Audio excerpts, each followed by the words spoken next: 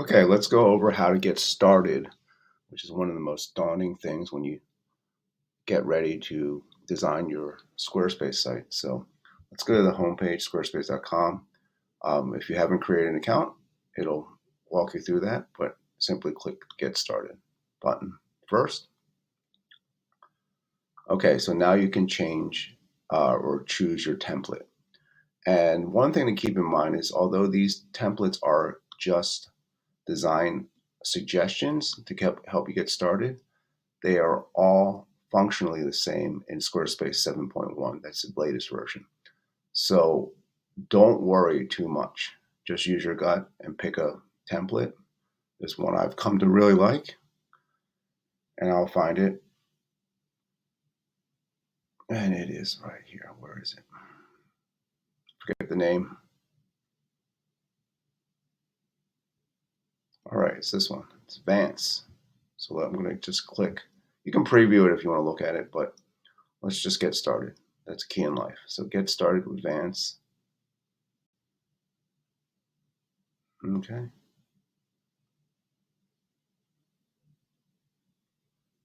First thing I'm going to do is give us a title.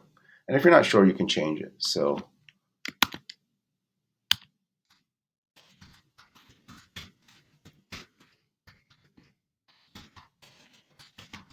all right. So I have the name of the business here. And I can just click next and get started, right? All right. So now you have the name and you have obviously all this filler content. Looks like they've populated this with some kind of tapas restaurant, which is fine. So you can go ahead and replace this content with your own, but these are just the keys to getting started, right? So first thing I do is, this is just for my sake of keeping organized, I will go into settings and change what is the built-in domain. So this is your built-in domain Squarespace assign you. You'll always have this. It's a free domain. It's a .squarespace.com address. But see how it's just Dahlia, lavender, and some kind of numerical and alphabetical combination.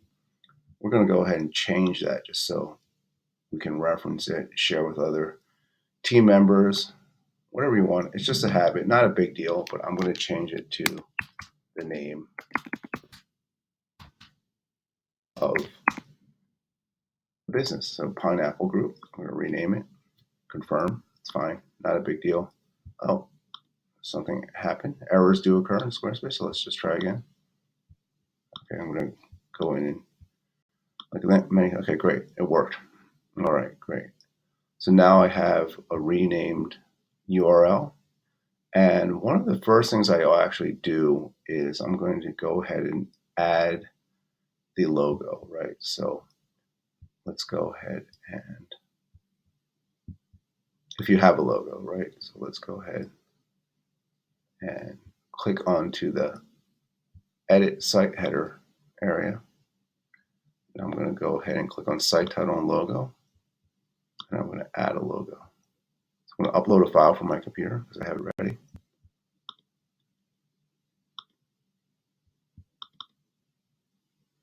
All right.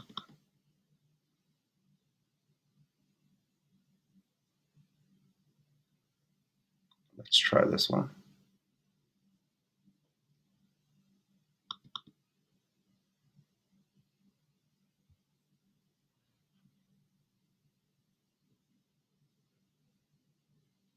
Okay, so it looks a little small right now.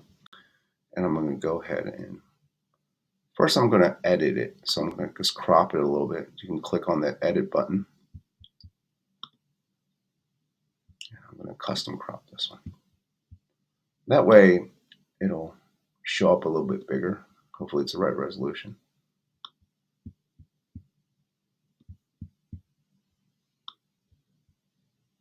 All right.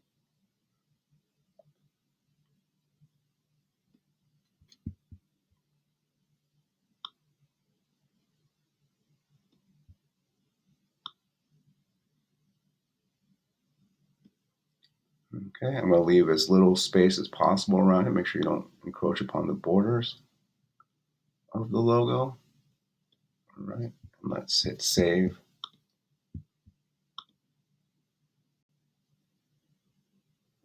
And that will give me a nice, more legible version. Make sure your logo is visible, meaning legible. So let's bump it up a little bit. So we want to see this word, this tagline here, if your logo has a tagline. I actually love logos that are simple because it makes it easier to comprehend what it is. So let's also go in and look at the mobile version, right? So how do we do that? Let's click on mobile preview in the upper right hand corner.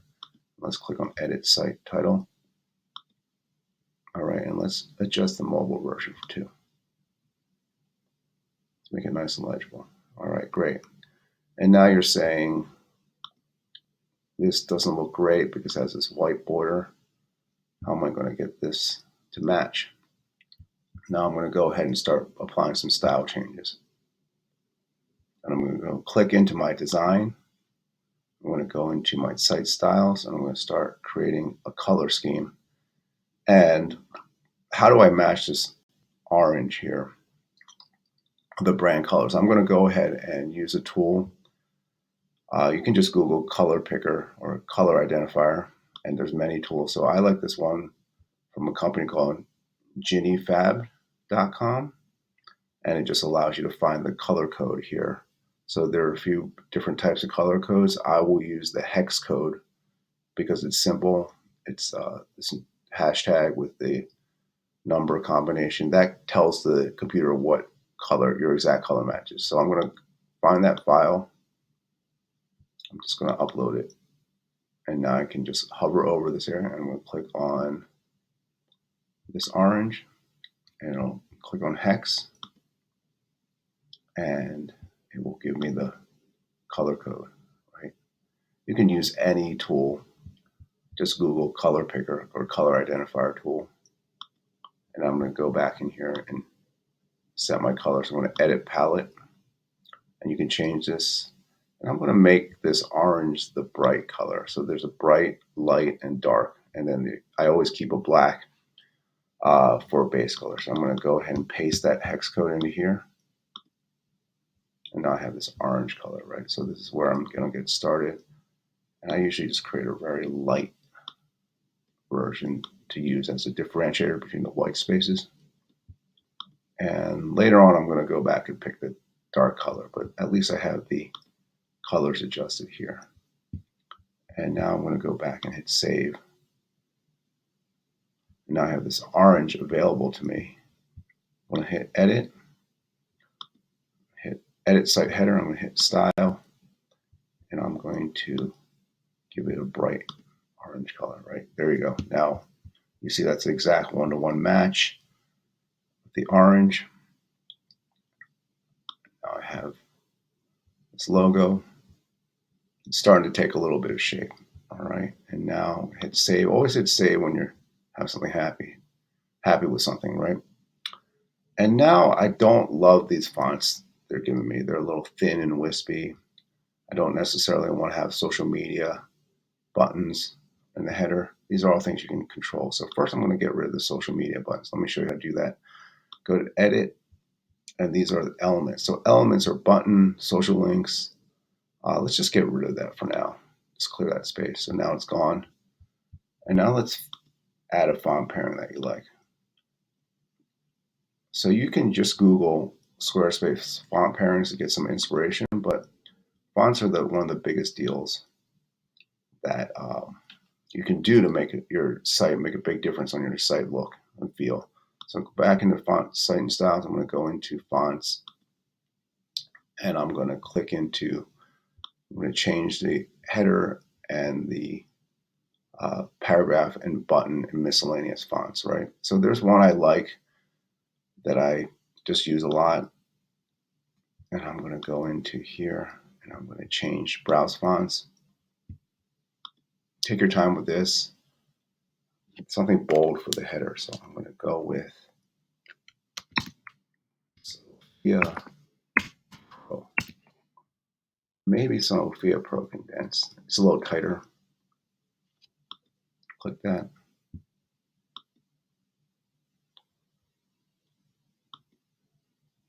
And then I'm going to go with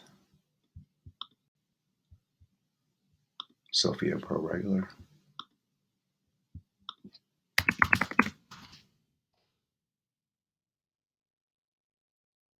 And then you see it's a little bit clearer and matches this a lot better already. I'm going to bump up the weight here though, 400. So that makes it a little thicker and bolder, so it shows up a little bit on it's instead of orange. Let's try 500. 500 is probably right. Okay. So now you have a different font set. Let's go ahead and make this the default font. You can always go back and change it later, but just wanted to get you started. Okay. All right. So now you're ready to go. But these are my first steps. Just own your site, give it its identity just by changing the fonts and colors, and that's how you get started.